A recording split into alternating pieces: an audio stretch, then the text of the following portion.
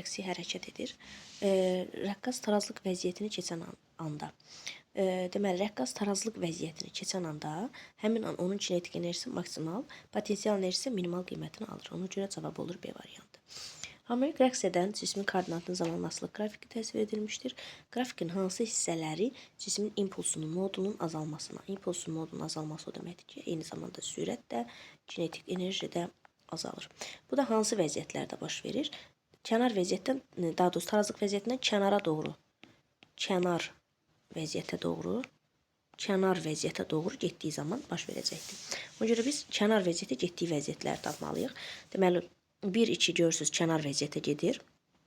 Eyni zamanda 3 deməli 1-2 kənar vəziyyətdə, 2-3 tarazlığa gəlir, 3-4 də təzədən kənar vəziyyətə gedir. Kənar vəziyyətə getdikdə impuls, sürət, kinetik enerji azalır, təcil və qüvvə isə artır.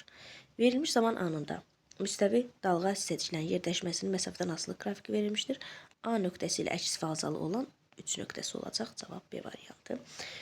Sonra 1, 2, 3 nöqtələrinə uyğun periodlar. Bax, V nəyə bərabərdir? Lambda bölünsün T-yə. Biz buradan T-ni tapanda nə edirik? Lambdanı V-yə bölməliyik. Görürük ki, lambdanı V-yə bölməliyik. Deməli, burada T kotangens alfa ilə mütənasibdir. Ona görə gəlin, belə bu xətləri belə birləşdirək bir qrafik keçirdək. Ona görə lambdaya yaxın olan daha böyük olacaq. Yəni 3 daha böyükdür, 1 ilə 2 kiçikdirlər və bir-birlərinə bərabərdirlər. Ona görə cavab olur D variantı. Şəkildə verilmiş zaman anında mexaniki dalğa yayılan mühitin hissəciklərinin yerdəşməsinin məsafədən asılılığı göstərilmişdir. Dalğanın sürəti 360 metr/saniyə olarsa tezliyi tapın. Bax, V nəyə bərabərdir? Lambda nü-yə. Düzdürmü? Məndən tezliyi soruşur, yəni nü-nü. Nü nəyə bərabərdir? V bölünsün lambda.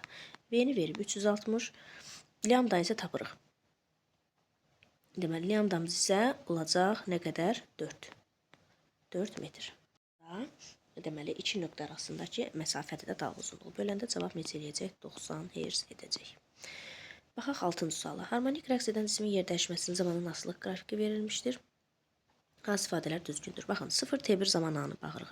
Necə olur? Tarazlıqdan kənar vəziyyətə doğru gedir. Bu zaman nə olacaq?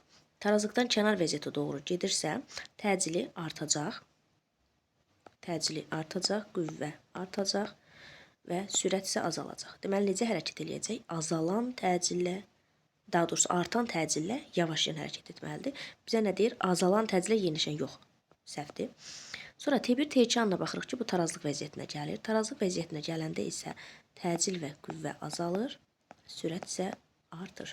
Deməli, azalan təcillə yeniləşən hərəkət etməlidir. Ona görə 2 ifadəsi düzgündür.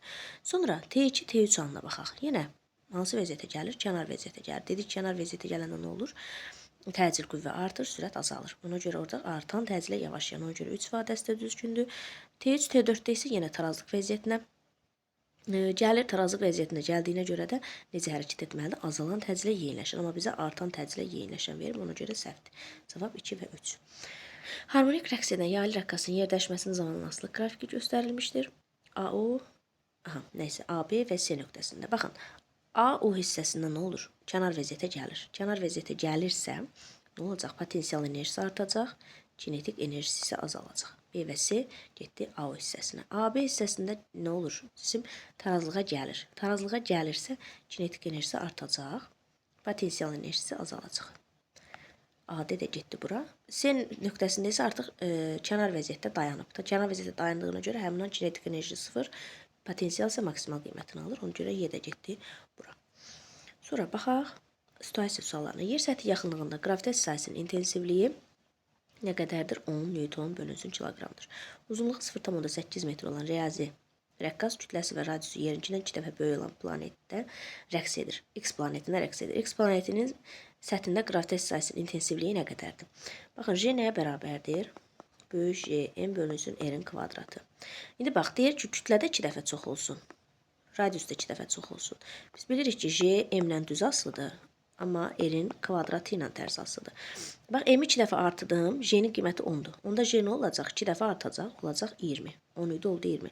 Amma radius 2 dəfə artıranda, axı radiusla tərs asılıdır 2 dəfə artıranda, onda J nə olmalıdır? 4 dəfə azalmalıdır. Deməli, 20 isə 4 dəfə azalacaq. Neçə olacaq J? Olacaq 5.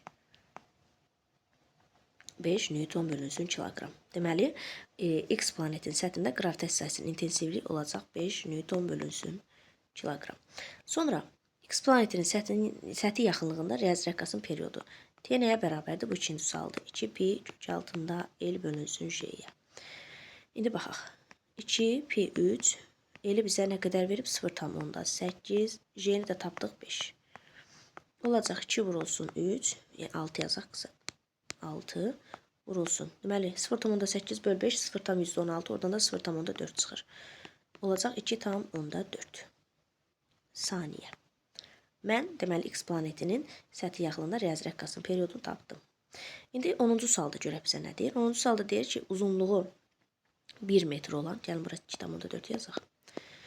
Uzunluğu 1 metr olan riyazi rəqqas X planetin səthindən A bərabərdir 4 metr bölü saniyə təcillə yuxarı, şaqı yuxarı qaldıranda period necə olacaq?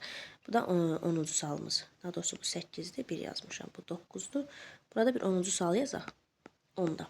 Baxın, T nəyə bərabərdir? 2 pi şaqı yuxarı doğru hərəkət edirsə L bölünsün J plus A olacaq. Artıq X planeti dediyinə görə J-ni 5 götürəcək. Yazaq. 2 vurulsun 3, 6. L-i nə qədər verib? L-i verib bizə 1. J 5-dir. 4 metr bölü saniyə təcili qalxanda toplayacaq olacaq 9. Deməli, 6 vurulsun. Kök altında 9-da 1. Buradan da çıxır 3-də 1. İxtisar getdi. Qaldı 2. Deməli, 2 saniyə edəcək cavab. T bərabərdir 2 saniyə.